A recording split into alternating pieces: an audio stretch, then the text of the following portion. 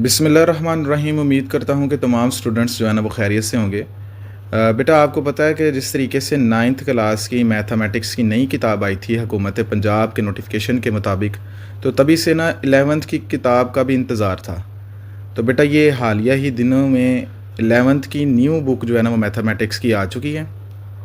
आज का जो लेक्चर हमारा होगा, एक तो इंट्रोडक्शन हम करेंगे किताब का, इसके अंदर हमने कौन से चैप्टर्स को रीड आउट करना है, और इसके बाद कोशिश करेंगे कि हम एक्सरसाइज नंबर 1.1 के सवालों को हल कर लें।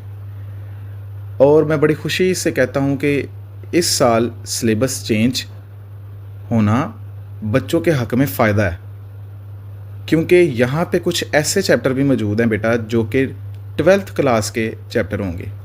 तो अगर आप जानना चाहते हैं, प्रॉपरली गाइडलाइन लेना चाहते हैं किताब के हवाले से, तो बेटा वीडियो को स्किप नहीं करिएगा और आए जी हम चलते हैं किताब के इंट्रोडक्शन की तरफ।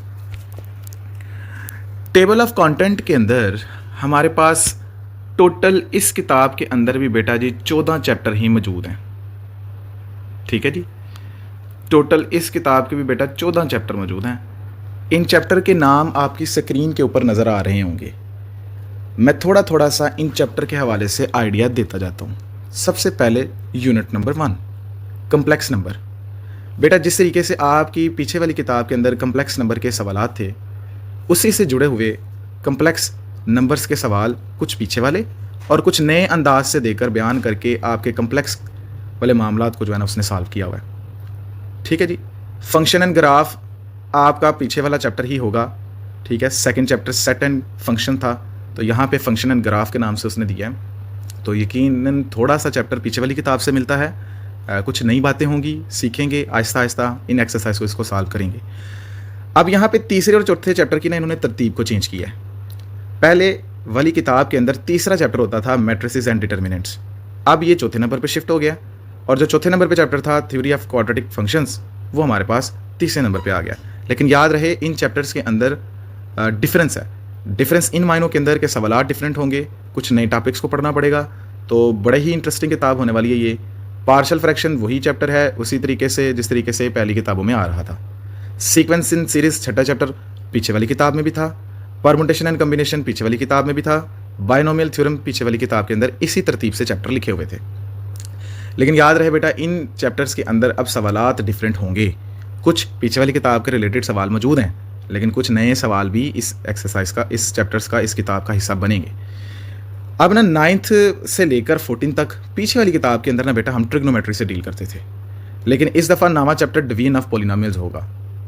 फिर 10वां और 11वां trigonometry identity, trigonometry function and their graphs, इनके ऊपर बात होगी। अब यहाँ पे जो सेकेंड ईयर के चैप्टर बेटा उन्होंने शामिल किए हैं वो दो हैं। एक लिमिट्स एंड कंटिन्यूटी, जो आप पहले पार्ट 2 के अंदर पढ़ते थे, और दूसरे नंबर पे डिफरेंशिएशन। ये सेकेंड ईयर का पहला और दूसरे चैप्टर हैं।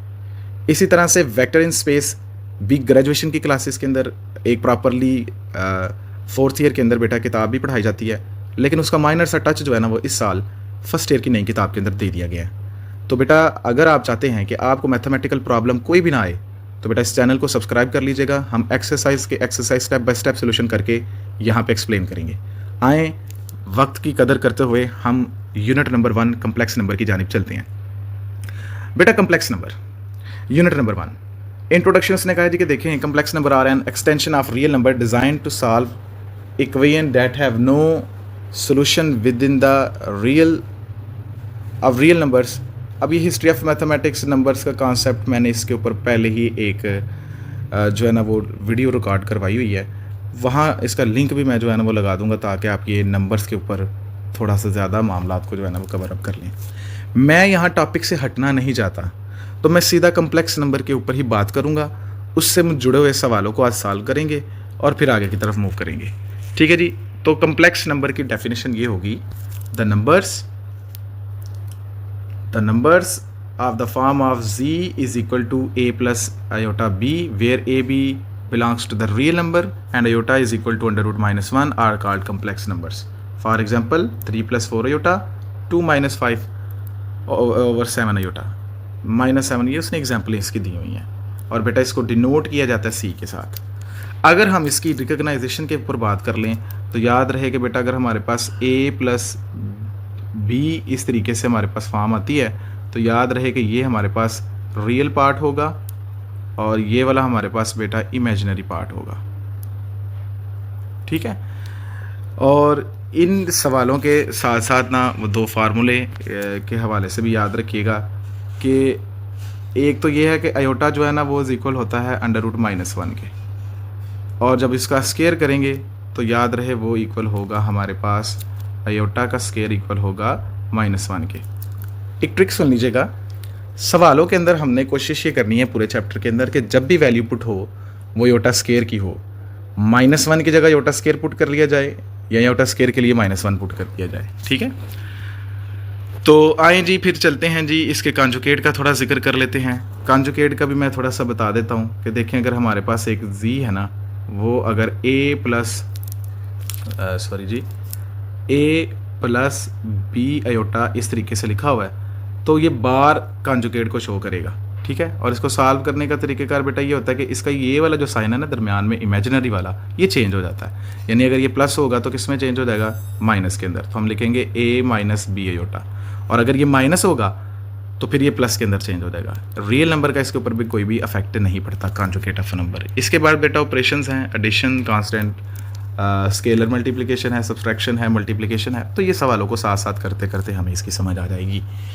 हम चलते हैं जी अपनी exercise number 1.1, simplify the following उसने लिखा हुआ है। यहाँ पे ये देखिएगा एक्सरसाइज नंबर 1.1 के टोटल सवाल बेटा 7 हैं। मैंने इन 7 सवालों के एक एक पार्ट को बेटा चलते हैं बिना खीर के एक्सरसाइज नंबर 1.1 को सॉल्व करने। यहाँ पे देखें बेटा जी, आगे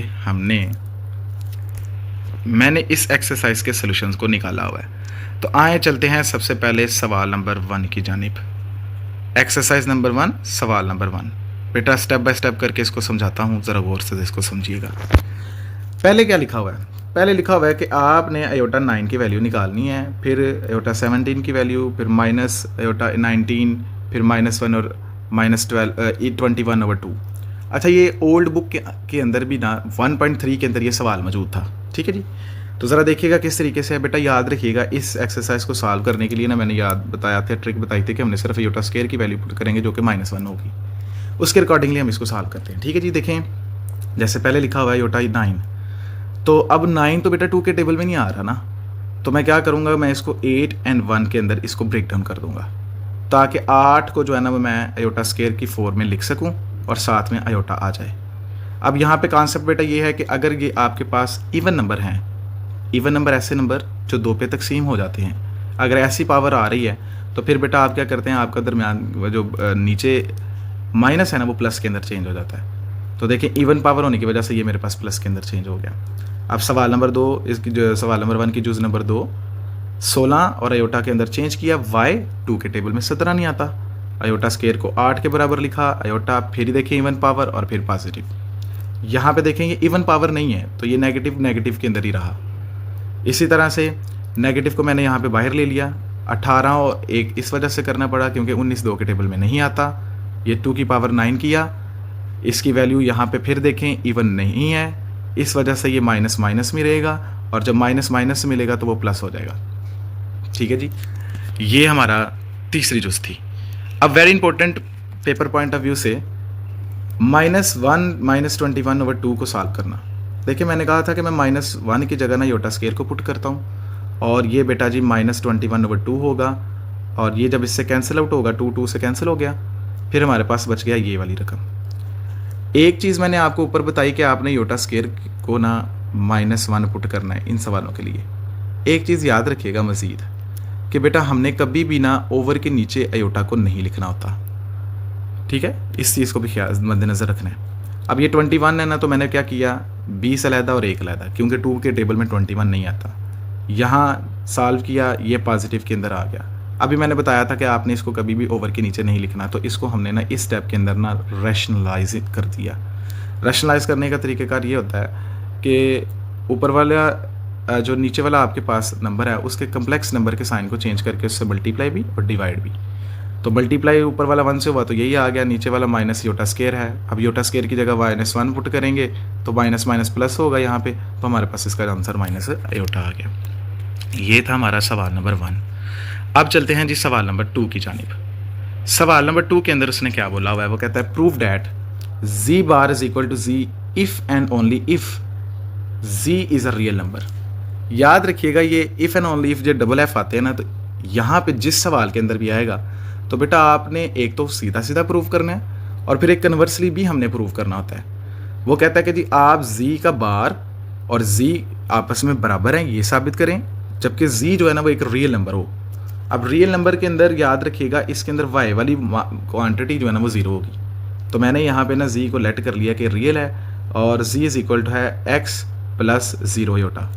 अब मैं जब उसका कॉन्जुगेट लूँगा तो याद रखें कि वो कम्प्लेक्स नंबर का साइन चेंज होगा, लेकिन 0 तो मायने नहीं रखता, तो इसका मतलब है आंसर x ही आ रहा है दोनों का। इसका आंसर भी x आ रहा है और नीचे वाले का आंसर भी क्या आ रहा है x। सो हम कह सकते हैं ये आपस में क्या है, बराबर हैं। लेकिन कन्वर्सली ये इफ़ की वजह से अब मैंने क्या किया जी कि z का बार z के बराबर है, तो दोनों की स्टेटमेंट को यहाँ से उल्टा शुरू करेंगे। तो मैंने दोनों के स्टेटमेंट को देखेंगे बाहर निकाल के ना मैंने इनको बराबर रख लिया।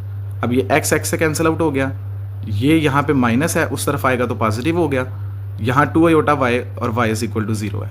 अब क्योंकि y किसी भी अगर z के अंदर देखे ना तो हमने ये लिखा हुआ था कि x प्लस अयोटा y, तो याद रखें ये जो y है ये अगर 0 होगा तो इसका मतलब है इसका आंसर भी क्या बचा, x की फॉर्म में बचा, और x आपके पास क्या है, रियल, तो फिर हम कह सकते हैं z इज़ अ रियल। बात क्लैरिफाई हुई है बेटा। आए चलते हैं अब हम सवाल नंबर 3 की जानिब। सवाल नंबर 3 के अंदर ना उसने 3 पार्ट हमें दे दिए हुए हैं, एक एक करके ना हम इन 3 पार्ट का जो है ना वो सोल्यूशन फाइंड आउट करेंगे। सबसे पहला पार्ट वो कहता है z बिलोंग कर रहा है कम्प्लेक्स नंबर के साथ और आपने शो करें कि z प्लस z का बार ओवर 2 जो है ना वो एक रियल नंबर आता है। तो देखिए सबसे पहले हमने लेट कर लिया कि z इसके बराबर है, z का बार लेंगे तो कॉन्जुगेट लेने के बाद कम्प्लेक्स नंबर का साइन चेंज होगा। अब कंडीशन के अंदर ना मैंने वैल्यू पुट की हुई है, x plus iota y plus x minus iota y, ये इससे कैंसिल आउट हो गया, 2 से कैंसिल हुआ तो x आ गया which is a real part. तो मैं कह सकता हूँ कि ये बिल्कुल स्टेटमेंट जो है ना वो ट्रू है। इसी तरीके से बेटा इसका दूसरे पार्ट को भी देखिएगा वो किस तरीके से सॉल्व किया हुआ है। सेम काम ही है, इंतहाई आसान है, लेकिन अब वो कहता है कि जो आंसर आएगा वो इमेजिनरी आना चाहिए और थोड़ी सी स्टेटमेंट के अंदर उसने चेंज कर दिया। तो सेम काम करना है, लेट करेंगे फिर कॉन्जुगेट लेंगे और z माइनस z बार है ओवर 2 अयोटा है, x से बेटा कैंसिल आउट हुआ, इस दफ़ा 2 iota over y over 2 iota है। ठीक है, तो ये 2 अयोटा से कैंसिल हुआ लेकिन y आया, तो आपको पता है ना कि x is equal to aorta y के अंदर y वाला जो है ना वो कौन सा पार्ट होगा, वो इमेजिनरी पार्ट होगा। तो बिल्कुल ये वाली स्टेटमेंट भी हमारे पास ट्रू साबित हो गई। इसी तरीके से बेटा तीसरा पार्ट इसका जो है ना वो फाइंड आउट करते हैं। तीसरे पार्ट के अंदर वो क्या कहता है, इंतहाई आसान अल्फाज के अंदर बताने की कोशिश करता हूँ। वो कहता है आपने इसका मॉड लेना है और उसके स्केयर जो है ना वो z डॉट z के बार के बराबर है। सबसे पहले ना z लेफ्ट हैंड साइड को मैं जो है ना यहाँ पे सॉल्व करता हूँ। अब लेफ्ट हैंड साइड मेरे पास सबसे पहले z है, ये बेटा जी हमारे पास जो है ये मॉड है ना इसका लेने का तरीक़ेकार, इसका फार्मूला जो है ना वो ये है x का स्केयर प्लस y का स्केयर, ठीक है, उसका अंडर रूट। जब उसका मैंने स्केयर लिया ना तो वो x का स्केयर प्लस y का स्केयर आ गया ये वाला। ठीक है, ये मॉड का फार्मूला है। अब मैं राइट हैंड साइड यहाँ पे सॉल्व की हुई है जी, उसको भी देख लेते हैं कि वो क्या जी। राइट हैंड साइड कहती है कि z plus z dot z बार है।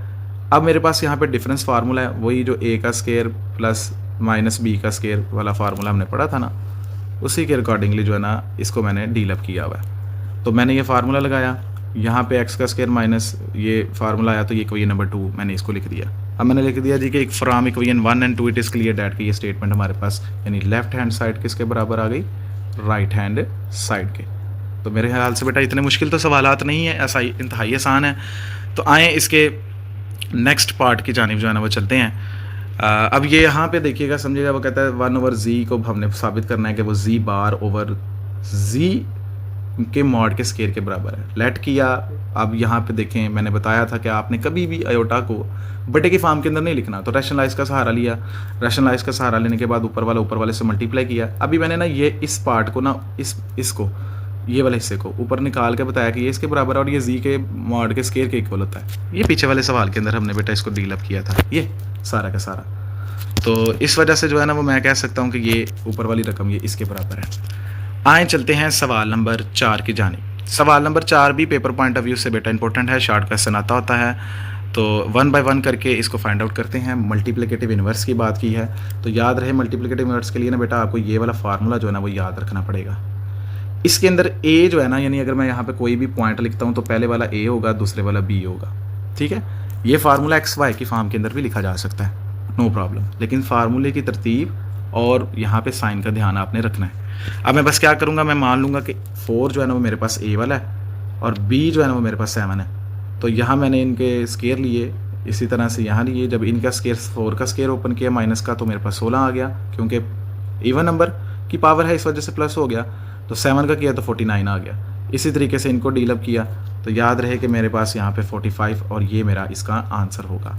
इसी तरीके से मैंने इसका सवाल नंबर जुज़ नंबर 2 को भी किया, सेम काम किया, लेकिन याद रहे यहाँ पे माइनस था ना, तो इस माइनस की वजह से यहाँ पे ये प्लस हो गया, क्योंकि यहाँ फार्मूले का माइनस है। सेम काम किया जी, इसके लिए भी हमने ओवर की फॉर्म के अंदर, यानी इसको पॉइंट फॉर्म के अंदर लिख दिया। 1 और 0 है, 1 और 0 के लिए भी मैंने सेम काम किया हुआ है, आप इसको यहाँ पे समझ सकते हैं। ठीक है जी, आए चलते हैं जी बिना तखीर किए हम सवाल नंबर 5 की जानिब। सवाल नंबर 5 रियल और इमेजिनरी पार्ट को अलग-अलग करना है। तो आए जी एक एक करके, मैंने बताया था कि इसके सवालों को हम हल करेंगे। तो यहाँ पे सवाल नंबर 5 की जुज़ नंबर 1 मैंने यहाँ पे राइट की हुई है। सवाल हमारे पास ना ये वाला था। अब क्या किया मैंने ना, इसका रैशनलाइज़ किया, प्लस के साइन को माइनस से मल्टीप्लाई और डिवाइड कर दिया। आप एक स्टेप बढ़ाएंगे, ठीक है। मैंने तो नोट्स की सूरत में यहाँ वीडियो के बता रहा हूँ ना, आप इसको पहले रकम लिखेंगे, फिर इस ऊपर लिखेंगे रैशनलाइज़ करने से। ऊपर वाली स्टेटमेंट से मल्टीप्लाई कर रही है, नीचे वाला डिफरेंस फार्मूला इसके ऊपर लागू हो रहा है। अब 2 4 द 8, 2 5 द -10, यानी वो माइनस का है, फिर 7 4 द 28, फिर 7 माइनस माइनस प्लस 35 एयोटा का स्केयर। वैल्यू याद रहे, फिर एयोटा स्केयर की ही वैल्यू पुट करनी है, जो कि -1 है। तो देखें इसकी जगह मैंने यहाँ पे वैल्यू पुट की, लेकिन ये पॉजिटिव था तो क्या हो गया, नेगेटिव।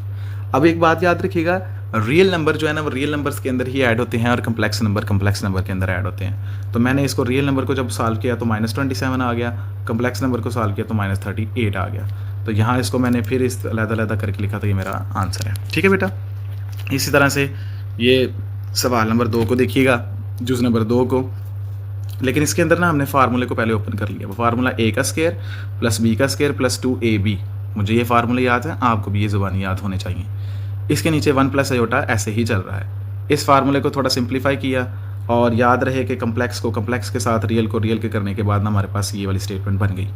मैंने इसको रैशनलाइज़ किया। रैशनलाइज़ करने का तरीका बारहा मैं सवालों के अंदर बताता आ रहा हूँ। आपने क्या करना है जी, इसको रैशनलाइज़ करना है, फिर यहाँ पे इसको सिंप्लीफाई किया मल्टीप्लिकेशन करके, और फिर देन इसको अलग-अलग कर दिया। तो सवाल को यहाँ से देखकर आप बखूबी अंदाज़ा जो है ना वो लगा सकते हैं। इसके बाद हम चलते हैं सवाल जुज़ नंबर 3 की जानिब। जुज़ नंबर 3 इंतहाई आसान है। ऊपर वाला यहाँ पे अयोटा है, तो जब अयोटा 1 से मल्टीप्लाई करेगा तो अयोटा, और यहाँ पे जब आपके पास ये minus iota square value put की तो ऊपर आ गया 1 प्लस अयोटा प्लस 1, और नीचे 1 प्लस 1 यहाँ पे फार्मूला 2। तो अब मैं क्या करूँगा, इसको मैंने अलग-अलग कर दिया, तो ये मेरा आंसर होगा। इसकी जुज़ नंबर 4 देखें, इंतहाई आसान, मैंने बिल्कुल आसानी से जो है ना वो निकाल के जो है ना रखी हुई, सेम जैसे हमने 2 वाले पार्ट के अंदर किया था कि फार्मूला ओपन कर लिया है, रियल को रियल के अंदर और कम्प्लेक्स को सॉल्व करने के बाद ये स्टेटमेंट मिली, रैशनलाइज़ किया, रैशनलाइज़ करने के बाद यहाँ पे ये अयोटा स्केयर की वैल्यू पुट, रियल को फिर रियल में, कम्प्लेक्स को कम्प्लेक्स में हल करने के बाद नीचे डिफरेंस फार्मूला, नीचे हमारे पास 25 हो गया, अलग-अलग किया तो हमारे पास इसका आंसर आ गया। मेरे ख्याल से इंतहाई आसान करके बेटा मैं आपको ये पढ़ा रहा हूँ। जो भी सवाल एक एक पॉइंट मैंने इसका जो है ना वो क्लियर किया हुआ है। आए चलते हैं सवाल नंबर 6 की जानिब।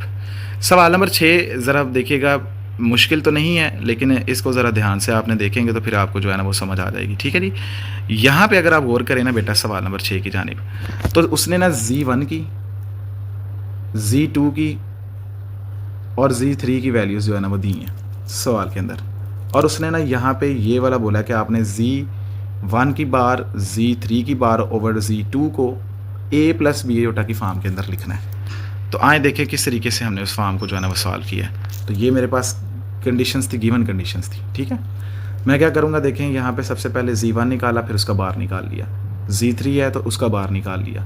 अब मैं क्या कर रहा हूँ, इनको स्टेटमेंट की जो उसने गिवन सवाल किया हुआ है ना उसकी स्टेटमेंट में मैंने इसको लिखा है। फिर वही काम किया कि मेरी कोशिश ये होगी कि रियल और इमेजिनरी पार्ट के अंदर आए, लेकिन आयोटा बटे के नीचे ना हो, इसलिए हम इसने रैशनलाइज का सहारा लिया है। फार्मूले को ओपन किया, जैसे -1 को 3 से तो -3, फिर -7 तो -2 आयोटा, -21 आयोटा, -14 आयोटा स्केयर की वैल्यू पुट की तो वो पॉजिटिव के अंदर हो जाएगा। नीचे वाला हमारे पास डिफरेंस फार्मूला लग के तो यहाँ पे 13 और दोनों को लहदा करके तो ये सवाल हमने कर दिया।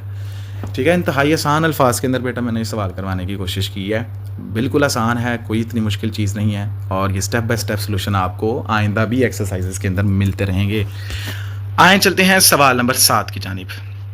सवाल नंबर 7 की भी जुज़ें हैं, एक एक करके हम इन जुज़ों को सॉल्व करते हैं। सबसे पहले उसने ना बेटा Z1 की वैल्यू दी है, फिर Z2 की वैल्यू दी हुई है, और उसने ना ये स्टेटमेंट फाइंड आउट करने के लिए कहा है। आए बताता हूँ ये स्टेटमेंट असल में है क्या। वो कहता है मॉड 2Z1 - 4Z2, इसका मॉड आपने जो है ना वो फाइंड आउट करना है। अब मैं दरम्यान वाली वैल्यू में Z1 की और Z2 की वैल्यू पुट करके यहाँ पे मल्टीप्लाई करवा रहा हूँ। मल्टीप्लाई करवाने के बाद यहाँ पे मेरे पास ना A + B आयोटा की फॉर्म के अंदर बन गया। अब मैंने ना वो याद हो आपको कि Z का बार मैंने ऊपर वाले सवालों के अंदर भी और ये फार्मूला हमने पढ़ा था कि ये हमारे पास x का स्केयर + y का स्केयर होता है। ठीक है, तो यहाँ मैंने इसकी वैल्यू जो है ना वो पुट की है।